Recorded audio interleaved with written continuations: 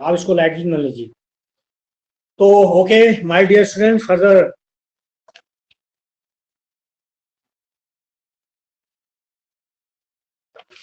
further I am going to start your unit macromolecules. Okay, so my dear students, you know what happens generally. Polymers are synthesized with the help of a method. This is known as polymerization process. Okay, so the polymerization process may be either addition with either addition polymerization or condensation polymerization. Okay, so the during the polymerization, a polymer chain may terminate at any stage. Okay, so if polymer chain may terminate at any stage, so in that case we get macromolecules or polymers of different molecular mass and different size. So it is very difficult for us. I mean, it creates a big problem for us to determine the molecular mass of that particular macromolecules or polymer, because it has got different molecular mass and different sizes. Okay, so if the polymer having the same molecular mass, so it is very for us to determine the exact molecular mass, but it is different, then we are not in a position to determine or calculate exact molecular mass. So in that case, we have average molecular mass. Okay, so for the determination of molecular mass of a polymer or macromolecules, have average molecular mass, and then now this average molecular mass is of two types. First thing is number average molecular mass, second one is weight average molecular mass.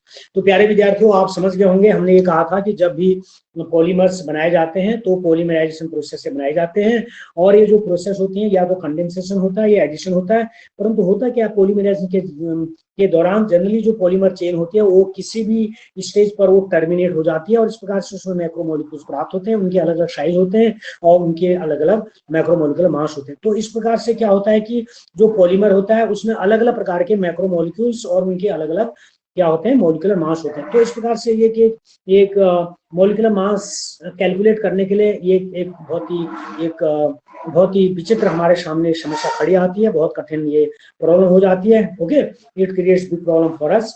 So in that case अगर ये same होता है, अगर polymer is made of macromolecules of the same molecular mass, so its molecular mass can easily be determined. Okay, so but due to the termination of chain at different stages, a polymer does not have an unique molecular mass. So hence we take average molecular weight for such a macromolecules, and therefore there are two types of average molecular weights for macromolecular substance have been defined. First thing, as I told you, the number average molecular weight and the weight average molecular weight. तो प्यारे विद्यार्थियों, अब आप समझ रहे होंगे दो प्रकार के ये नंबर एवरेज होते हैं, वेट मोलिकुलर होते हैं। तो इसको मैं आपको दिखाता हूं और इसको आप देखेंगे। देखिए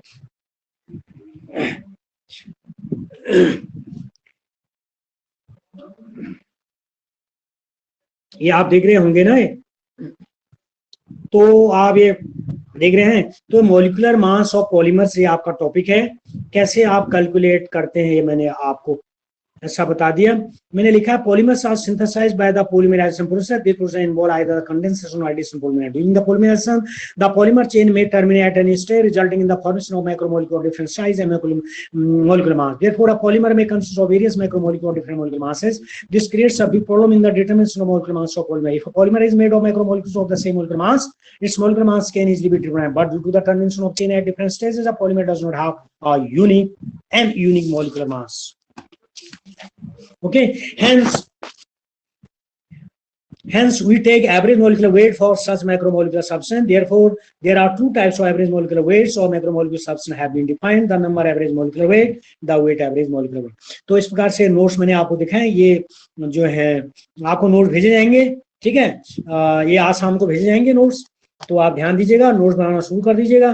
तो the number average molecular wait, यानी दो प्रकार के मॉलिक्यूलर वेट होते हैं। अब आप इसको समझते रहना। तो आप समझ रहे होंगे जब निकालते हैं किसी पॉलीमर का मॉलिक्यूलर मास तो वो एग्जैक्ट नहीं होता है, तो एग्जैक्ट के लिए हम एवरेज करते हैं। और एवरेज जो है, तो मैंने कहा था average, AVERAGE, average molecular wait जो है, एवरेज मॉलिक्यूलर वेट प्यारे विद्यार्थियों एवरेज मॉलिक्यूलर वेट प्यारे विद्यार्थियों ये दो प्रकार का होता है। ठीक है, एवरेज मॉलिक्यूलर वेट दो प्रकार का होता है, तो एक और दो। ठीक है, तो पहला क्या होगा, पहला होगा द नंबर एवरेज, पहला होगा the number average, number average पहला होगा the number average molecular wait. क्या है, पहला है the number average molecular wait, इसको हम एम एन बार से रिप्रेजेंट करते हैं। ठीक है, तो पहला आप देख रहे हैं, पहला क्या है, the number average molecular weight, M N average के लिए बार लगा देते हैं, नंबर के लिए एम एन है। दूसरा है the weight average molecular weight, M W, weight के लिए डब्ल्यू बार। तो फर्स्ट हो गया the number average molecular weight, और दूसरा हो गया the weight average molecular weight, इसमें वेट आ जाएगा, एक बार नंबर और एक बार वेट, तो इसके लिए हम रिप्रेजेंट करेंगे एम डब्ल्यू बार। ठीक है, तो नंबर एवरेज मॉलिक्यूलर वेट जो है एम एन बार, और the weight average molecular weight M W bar लगा रखा ऊपर। अब आता है the number average molecular weight हम कैसे निकालते हैं, ये ध्यान देंगे। तो यहां जैसे मैंने पहले नोट से समझ लो, फिर मैं लिखता हूं इसको कॉपी में। जैसे यहाँ आप देख रहे हैं, if a polymer is made of N1 moles of molecular mass. ठीक है, if a polymer is made of N1 moles of molecular mass, यानी यदि कोई पॉलीमर जो है N1 मोल्स, N1 मोल्स हैं उसके पास, और मॉलिक्यूलर मास का है या वो उसका वेट का M1 है। ठीक है, मास हम M1 कर रहे हैं यहाँ पर। ठीक है, N2 मोल्स और मॉलिक्यूलर मास M2 होता है, एंड N3 मोल्स और मॉलिक्यूलर मास M3 होता है, and so on.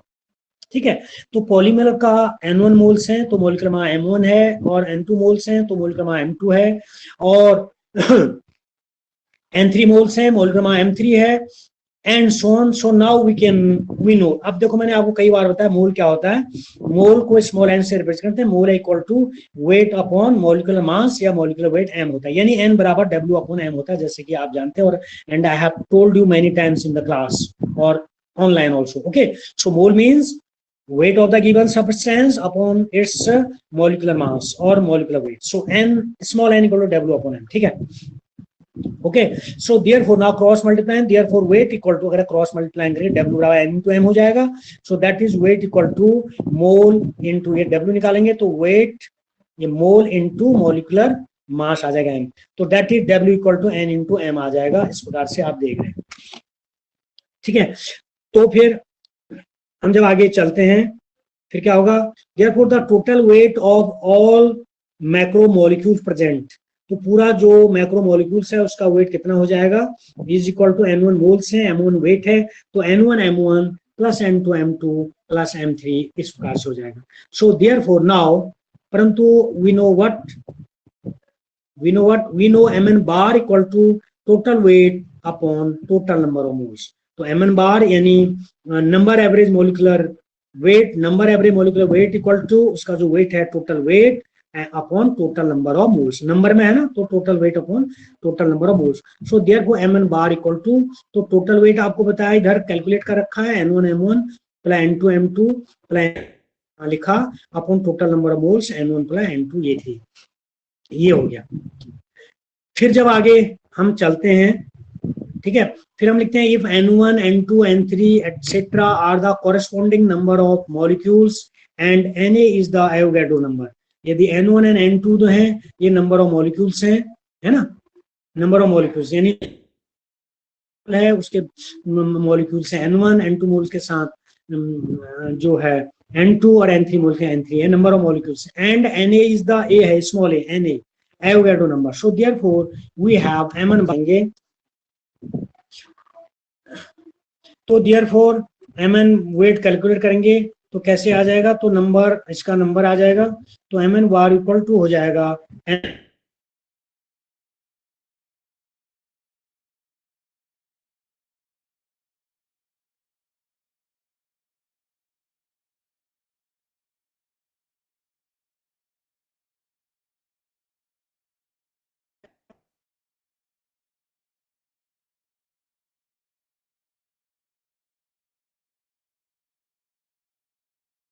Therefore Mn bar equal to, अब हम इसको सिग्मा लिख लेंगे, सिग्मा तो ये हो जाएगा आपका सिग्मा ni अपॉन Na और mi हो जाएगा mass in general sigma ni upon Na से Na कट गया तो mn bar will be sigma ni mi upon sigma ni ये हो जाएगा। ठीक, सो यहाँ लिखा है where ni is the number of molecules having molecular mass and तो ni क्या है, ni is the number of molecules having molecular mass mi है। तो इस प्रकार से नंबर एवरेज मॉलिक्यूलर वेट जो है इसका फॉर्मूला पहले ये निकल गया, फिर टोटल वेट अपॉन ये निकाले, तो टोटल वेट जब आप निकालते हैं तो n1 अगर आप नंबर मॉलिक्यूल्स कहते हैं और नंबर करते हैं n की जो वैल्यू वो हो जाएगा n1 upon Na into m1। ठीक है, तो नंबर ऑफ मॉलिक्यूल्स में उससे एवोगाड्रो नंबर से इस प्रकार mn की value sigma ni mi upon sigma ni ये होता है। अब दूसरा होता है प्यारे विद्यार्थियों वेट एवरेज मॉलिक्यूलर वेट, ये mw बार होता है। इसमें क्या होगा ये देखिए, इसमें if a polymer consist of weight, अगर कोई पॉलीमर है consist of weight W1 of macromolecules और मॉलिक्यूलर वेट या मास m1 है।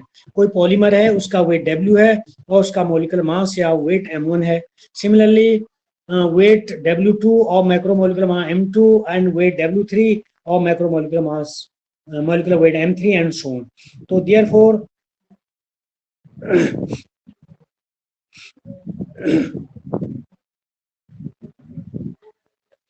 Therefore, the weight average molecular weight MW is defined as, कैसे निकालेंगे, तो MW बार यानी वेट एवरेज, ऊपर बार का निशान है, कैसे होगा, ये होता है इसका जो वेट है उसका मॉलिक्यूलर यानी W1 M1 plus W2 plus W3 M3 upon W plus W2 पूरा जो सम है हमसे डिवाइड कर देंगे और इसका जो वेट है इसका जो मॉलिक्यूलर मास है करेंगे पूरा ऐसे सम निकाल देंगे। But n equal to W upon m होता है यानी वही number of moles. So therefore W ये वैल्यू हम यहाँ इक्वेशन में रख देंगे। तो आप अगर गौर से देखेंगे, देखो W बराबर, आप देख रहे हैं W बराबर n इंटू एम है ना, आपके पास क्या है W बराबर n इंटू एम है, तो Wn बराबर क्या होगा n1 इंटू m1, ये आप देख रहे हैं ना। तो n बराबर W अपॉन n, W बराबर मोल इंटू m, तो यहाँ से W निकालेंगे तो n1 इंटू n आ जाएगा। ठीक है, तो Wn equal to n1 m1, W2 equal to n2 m2, W3 equal to n3 m3, equation number 3। Hence put to in 1, तो ये जो वैल्यू 2 दे रही है इसको आप इक्वेशन 1 में रख देंगे यहाँ पर, तो आपको क्या मिलेगा, तो क्या मिलेगा आप देखिए, तो आपको मिलेगा MW bar equal to n1 m1, यहाँ पर m1 प्लस n2 m2, यहाँ m2 है plus n3 m3 upon m है upon n1 m2 m3 n2 m2 plus n3 m3 कहाँ से आ गया, क्योंकि W1 अपॉन है, W1 की वैल्यू क्या है n1 m1, तो सीधे n1 m1 हो जाएगा और बाहर ऑलरेडी उसमें m1 है ही है, तो n1 m1 ब्रैकेट के बाहर m1 plus n2 m2 bracket के बाहर m3 plus n3 m3 bracket के बाहर m3 अपॉन क्या हो जाएगा, अपॉन है W1 plus W2 plus W3, तो W1 आपके N1 M1 है, इनको सब ऐड कर देंगे, तो N1 M1 plus N2 M2 और प्लस N3 M3, इस प्रकार से प्यारे विद्यार्थियों ये हो जाएगा। ठीक है ना, तो therefore MW bar equal to multiply करेंगे तो क्या निकलेगा N1 M1 square plus N2 M2 square plus N3 M3 square निकल जाएगा upon N1 M1 N2 M2 N3 M, तो therefore MW bar equal to sigma लगा देंगे, sigma ni mi square upon sigma ni mi, question number 3। तो ये clear हो गया। तो इस प्रकार से where ni is the number of moles of the macromolecule having molecular weight या मास m mi, यानी ni क्या है number of moles, macromolecules number of moles of the macromolecules, यानी मैक्रोमोलिक्यूल्स में नंबर ऑफ मोल्स ni है, उनका molecular mass क्या है mi, आप जानते हैं। फिर आगे चलेंगे further, if n1 m2 n1 n3 etc are the corresponding number of molecules, अगर n1 n2 n3 corresponding number of molecules हो तो क्या होगा, साहब, तो होगा therefore number equal to number of moles into n, तो नंबर ऑफ मॉलिक्यूल कैसे निकालेंगे, नंबर ऑफ मोल्स को, नंबर ऑफ मॉलिक्यूल कैसे, अगर हम नंबर ऑफ मॉलिक्यूल निकालते हैं तो नंबर ऑफ जो मोल्स होते हैं उसको एवोगाड्रो नंबर से नंबर ऑफ मोल्स को divide, that is N1 equal to number of mole Ni, तो N I equal to N one upon, अगर वैल्यू रख देंगे इक्वल टू सिग्मा, अगर हम डायरेक्ट करेंगे तो अगर हम यहाँ करेंगे तो इक्वेशन थर्ड हमको क्या मिलेगा, तो इक्वेशन ये है N I M I square, यहाँ पर जब निकालेंगे तो एन आई की वैल्यू कितनी निकली, N one upon N A, तो ये हो जाएगा है ना N one upon N A M I square upon sigma N A M I. तो हल करेंगे M N W bar sigma N I M I square upon N one, तो therefore M W bar equal to sigma N I M I square N I M I. तो इस प्रकार से अगर हम देखेंगे तो फॉर्मूला अगर आप निकालेंगे तो आपने जो वेट एवरेज का फॉर्मूला निकाला M W bar equal to आपने निकाला sigma N I M I square upon sigma N I M I करके आगे निकाल देंगे नंबर। और दूसरा अगर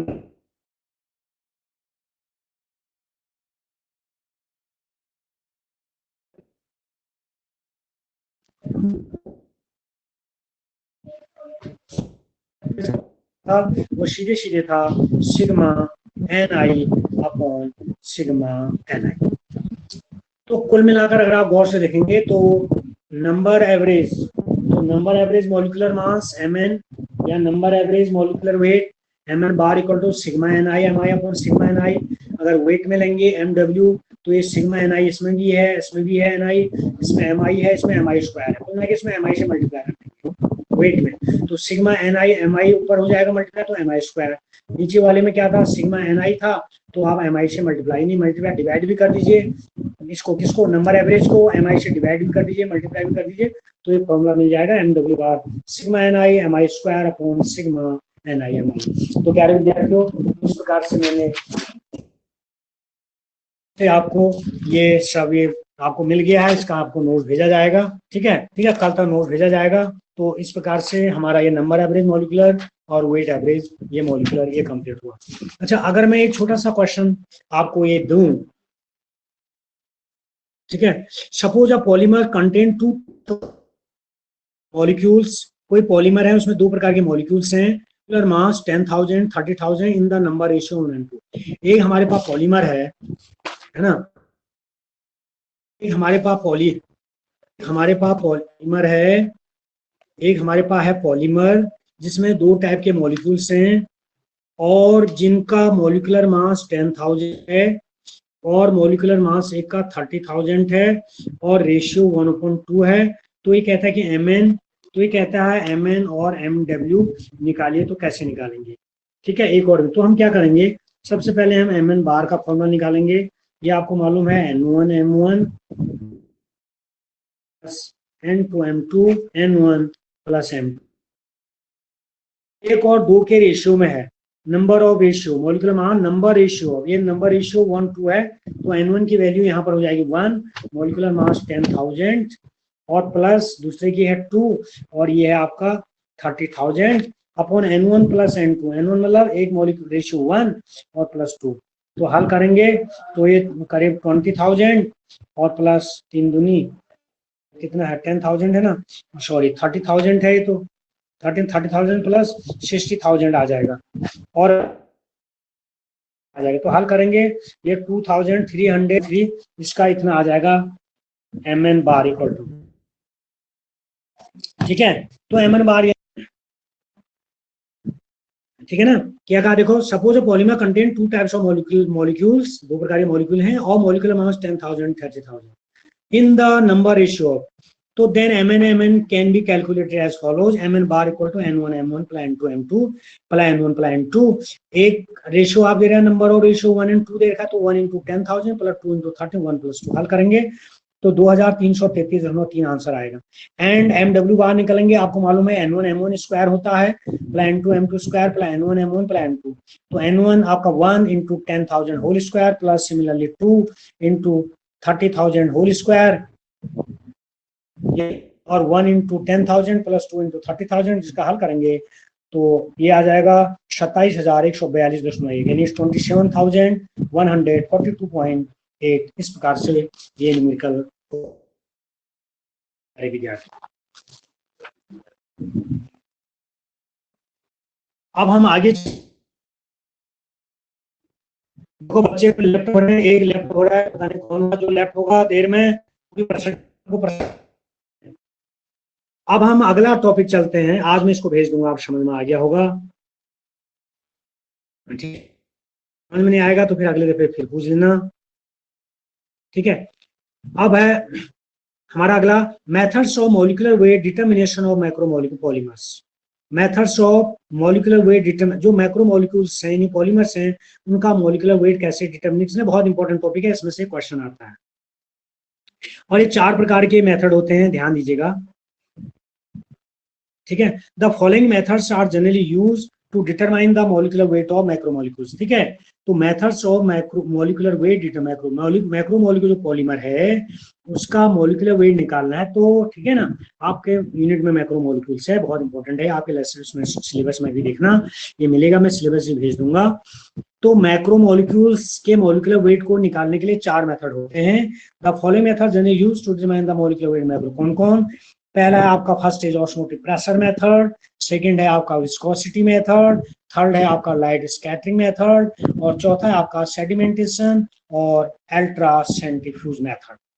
ठीक है, 4 प्रकार कौन कौन से? एक याद भी करो, ऑस्मोटिक प्रेशर मेथड, दूसरा क्या है विस्कोसिटी मेथड, तीसरा क्या है लाइट स्कैटरिंग मेथड, चौथा क्या है सेडिमेंटेशन अल्ट्रा सेंट्रीफ्यूज मेथड। ये नेट में भी पूछे जाते हैं कि निकालने के लिए कितने मेथड, तो आप 4 हो गए, osmotic pressure method, viscosity method, light scattering method, sedimentation method. 1 number का ऑब्जेक्टिव। ठीक है, नेट के लिए, सेट के लिए ये। अब पहले हम पढ़ते हैं osmotic pressure method. Osmotic pressure आपने जानते हैं आप, ऑस्मोटिक प्रेशर तो अभी मैं बताता हूं। ठीक है, तो osmotic pressure, the osmotic pressure of a solution of macromolecules even at very low concentration, यानी हमारा जो मैक्रोमोलिक्यूल्स है, जब उसका ऑस्मोटिक प्रेशर जो है, अगर मैक्रोमोलिक्यूल की कंसंट्रेशन बहुत लो होती है ना, at even at very low concentration, so the osmotic pressures of macromolecules are significant and can be easily measured. तो ये जो है इसलिए इनको आसानी से निकाला जाता है। ठीक है, hence measurement of osmotic pressure of macromolecule solution can be used to determine the molecular weight of such substance. तो इसलिए क्या होता है कि osmotic pressure, macromolecular osmotic pressure measure करने के लिए जो क्या करते हैं, can be used to determine molecular weight of such substance, ऐसे सब्सटेंस का हमको मॉलिक्यूलर वेट निकालना चाहिए। तो प्यारे विद्यार्थियों, आप जानते हैं according to van't Hoff equation, आपको मालूम है वेन फॉर इक्वेशन आपको बता भी रखा है, पीवी की वैल्यू क्या होती है, एनआरटी। वेन फॉर इक्वेशन निकालेंगे हम, तो वेन फॉर इक्वेशन आपको मालूम है पीवी इक्वल टू एनआरटी होता है। तो देयरफॉर पीवी इक्वल टू, अब एन की वैल्यू आपको मालूम है weight upon number of moles है, तो डब्ल्यू अपॉन एम यहाँ आरटी लिख सकते हैं, और या हम इसको पी इक्वल टू इसको डब्ल्यू अपॉन बी और इनटू आरटी अपॉन ये एम इसके साथ लिख सकते हैं। और फिर अगर आगे चलेंगे, लग रहा है यहाँ इसका भी ध्यान देना है भाई, कोरोना का ध्यान देना है, कोरोना।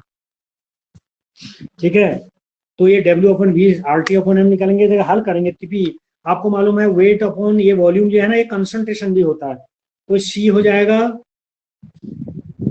ये सी आर टी हो जाएगा, और ये ना ये कंसंट्रेशन तो सी लिख लेंगे, C R T upon M. ठीक है ना, तो देख लीजिए कैसे करेंगे। तो according to van't Hoff equation we know that PV equal to NRT, तो पीवी डब्ल्यू अपॉन एम, क्यों एन की वैल्यू आई, आरटी लिया, P will be W upon V लिख देंगे, वी नीचे ले जाएंगे, आरटी अपॉन एम हो जाएगा, है ना, डिनोमिनेटर में ले जाएंगे। और P W upon P actually ये जो है ये कंसंट्रेशन ही होता है, कितना वेट है कितना वॉल्यूम, इसलिए C C R T upon M हो जाएगा।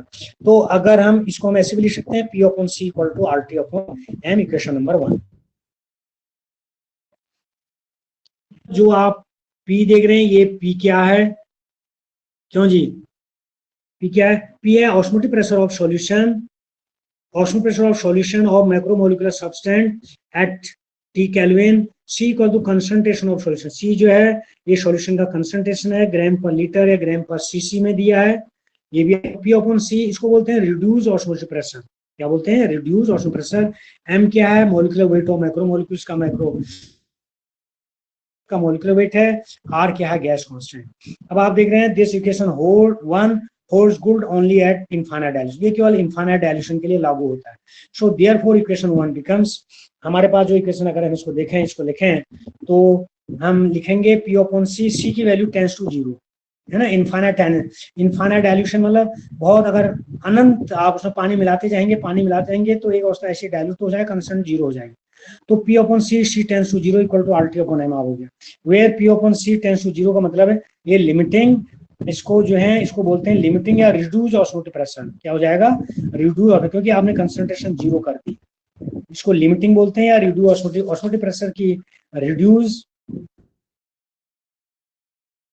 सीमा जो है सी टेंस टू जीरो हो जाएगा.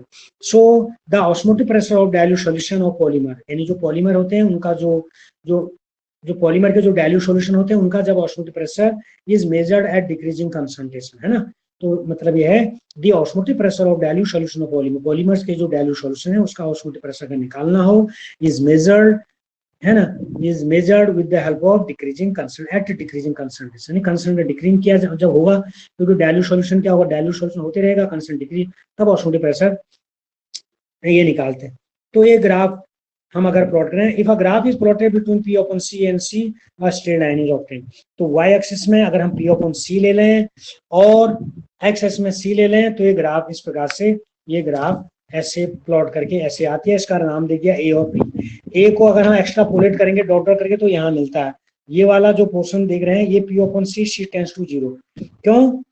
क्योंकि आपके पास डाइल्यूट सॉल्यूशन है, आप उसको चलते गए डाइल्यूट करते गए, कंसंट्रेशन बढ़ाते चले गए, डाइल्यूशन बढ़ाते गए, कंसंट्रेशन कम होती चली जाएंगे. तो यहाँ पर पॉइंट देख रहे हैं, यहाँ पर कंसंट्रेशन के point C equal to zero, तो यहाँ ये मिल गया.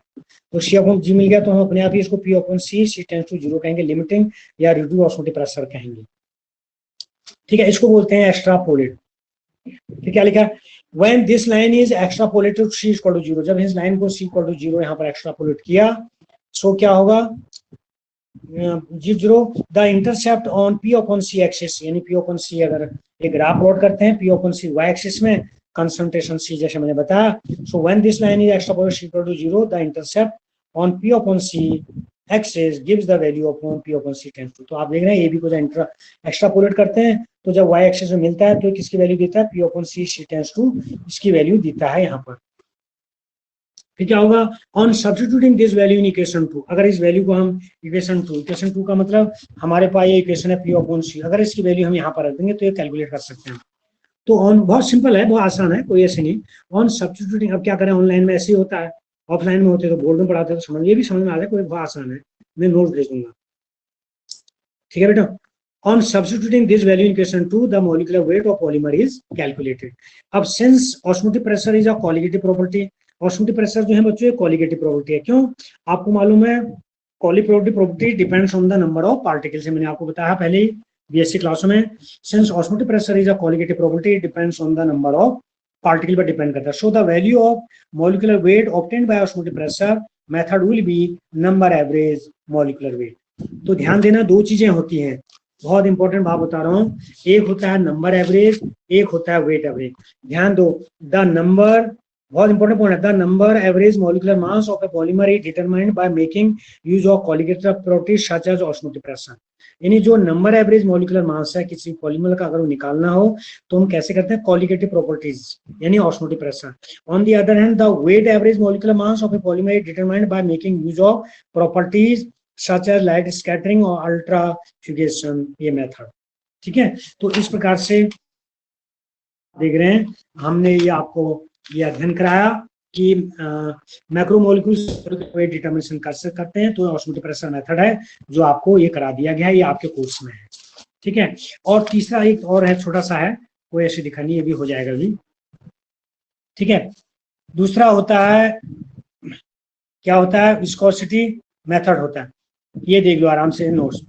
This method is simple and widely use for the determination of molecular weight of polymers. जो विस्कोसिटी मेथड है काफी सिंपल मेथड है और जनरली हम इसका पॉलीमर का मॉलिक्यूलर वेट डिटरमिनेशन के लिए करते हैं. किसको? Viscosity method. वो क्या था? Osmotic pressure method. Now you know the viscosity of polymer solution can B accurately measured and it is, तो पॉलीमर जो सॉल्यूशन होता है उसका विस्कोसिटी तो हम मेजर करते हैं and it is different from that of the solvent, क्योंकि सॉल्वेंट से इसका जो होता है क्या कहते हैं विस्कोसिटी, वो एकदम अलग होती है, क्योंकि सॉल्वेंट, हर सॉल्वेंट की अलग अलग विस्कोसिटी आप जानते हैं अलग होती है। Let viscosity of a pure solvent, अगर हम यहाँ डेरिवेशन बनाएंगे, ये डेरिवेशन थोड़ा आपको याद ऐसा करना पड़ेगा, ये थियोरेटिकली है, ठीक है ना। लेट विस्कोसिटी ऑफ प्योर, अगर हम प्योर सब्सटेंस की सॉल्वेंट की विस्कोसिटी ईटा 0 करें, and viscosity of polymer solvent eta, ये ईटा होता है, ठीक है, ईट ये, तो विस्कोसिटी ऑफ प्योर सॉल्वेंट की अगर ईटा है, और विस्कोसिटी ऑफ पॉलीमर, एक होता है प्योर सॉल्वेंट, एक बनाया हम पॉलीमर, तो पॉलीमर की अगर क्या है ईटा, सो देन तीन, तो चार चीजें आपके पास होंगी, देन, ठीक है, देन फर्स्ट होगा रिलेटिव विस्कोसिटी, इसको ईटा आर से करते हैं, और पॉलीमर सॉल्यूशन, इसकी वैल्यू होती है ईटा अपॉन ईटा 0, ठीक है, तो रिलेटिव वेलोसिटी निकालने का eta R equal to eta upon eta 0। दूसरा होता है specific viscosity eta SP, specific और पॉलीमर सॉल्यूशन, ये क्या होता है ईटा अपॉन ईटा नॉट -1, यानी eta minus eta naught upon eta 0, तो ऐसे स्पेसिफिक निकालते हैं।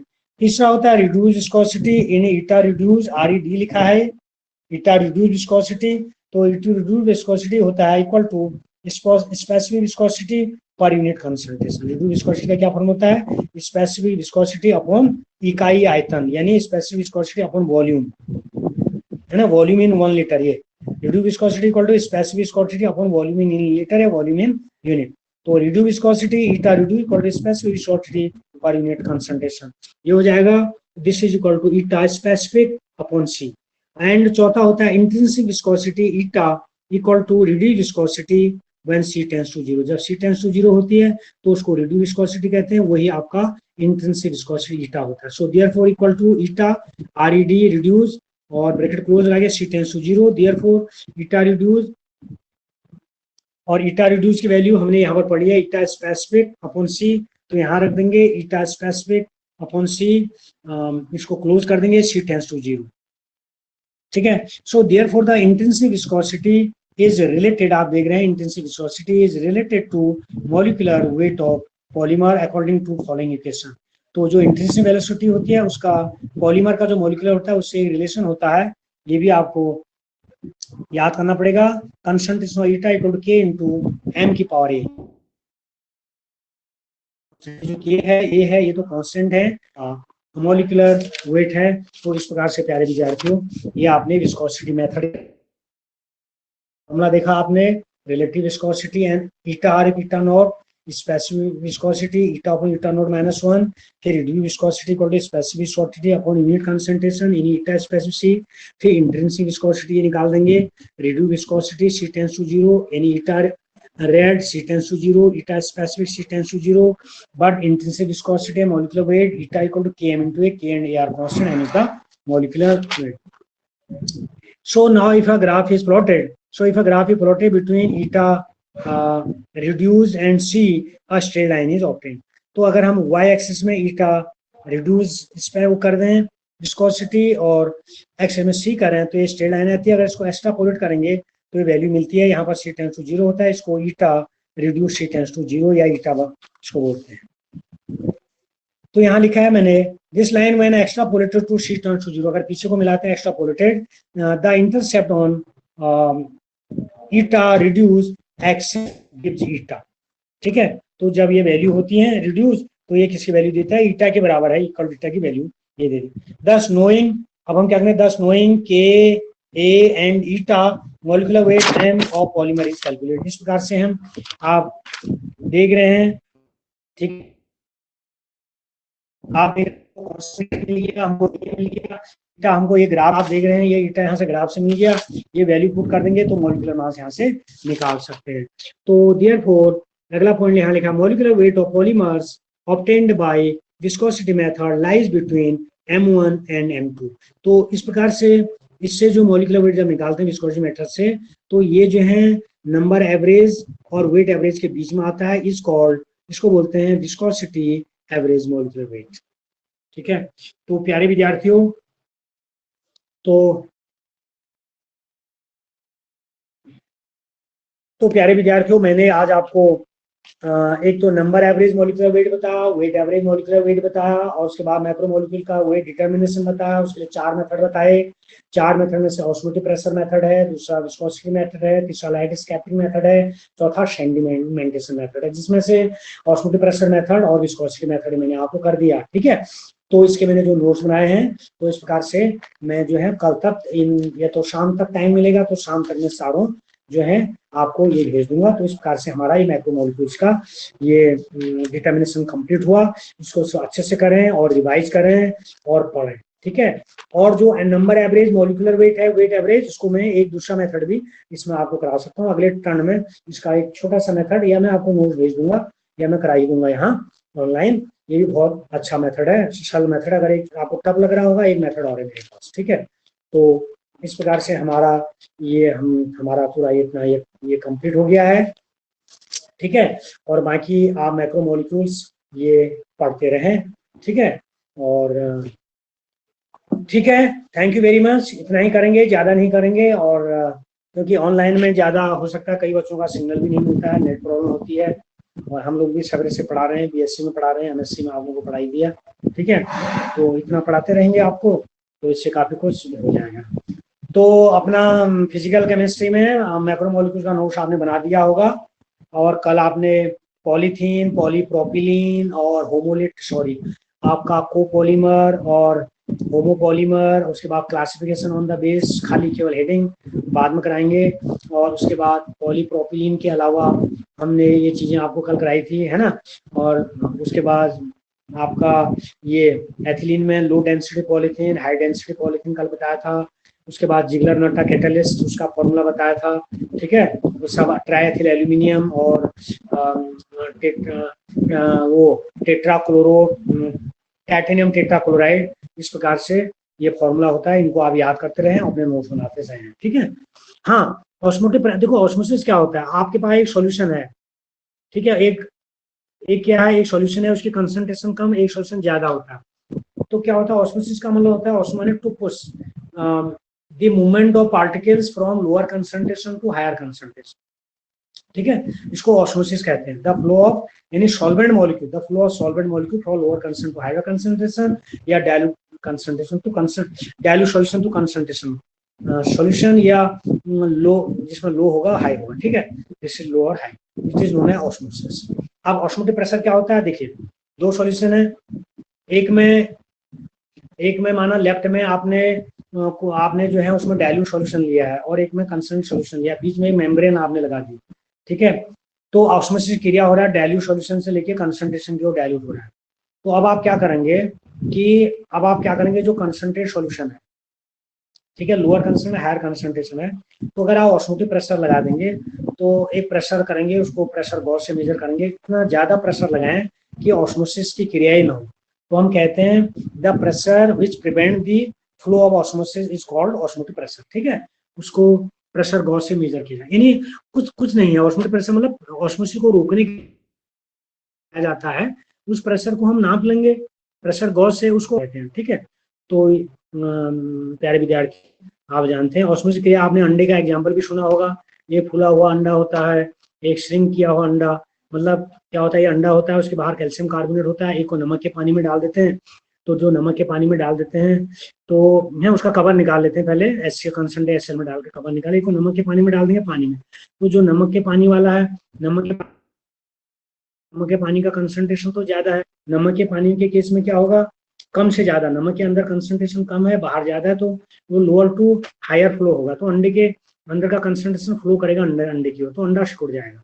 उसी एग को, अंडा माने एग, उसी एग को अगर पानी में मिला देंगे, तो पानी है अंदर, अंडे के अंदर कंसंट्रेशन है, तो क्या होगा, पानी का कम है, तो पानी के मॉलिक्यूल उनका कंसंट्रेशन लो, तो लोअर टू हाई, तो बाहर मेम्ब्रेन होती है semi Parmil membrane. Semi Parmil माने which allow only not for solvent, only solid is वो परमिल मेम्ब्रेन। नॉन परमिल होता है जो किसी को नहीं करता, सेमी परमिल जो ये कोई करता, तो सेमी परमिल मेम्ब्रेन होती है, सबसे अच्छी मेम्ब्रेन मानी जाती है। तो अब क्या होगा, बाहर का वो सेमी परमिल मेम्ब्रेन की तरफ कैर कर के बाहर जो लेयर होती है व्हाइट कलर की, तो पानी अंदर चला जाएगा, तो अंडा फूल जाएगा। तो इसलिए एग को एक पानी में डालते हैं, ठीक है, तो it swells while in case of when it is put or when it is kept inside a salt solution, so it it shrink. ठीक है, so these two are the examples of osmotic pressure, osmosis, siphon. तो प्यारे विद्यार्थियों, thank you very much. और मैं समझ रहा हूँ आप लोगों के समझ में आया होगा, और नोट्स मिलाने पर आप वहां पर ग्रुप में लिख भी दीजिएगा कि हमको सर नोट्स भेजिए।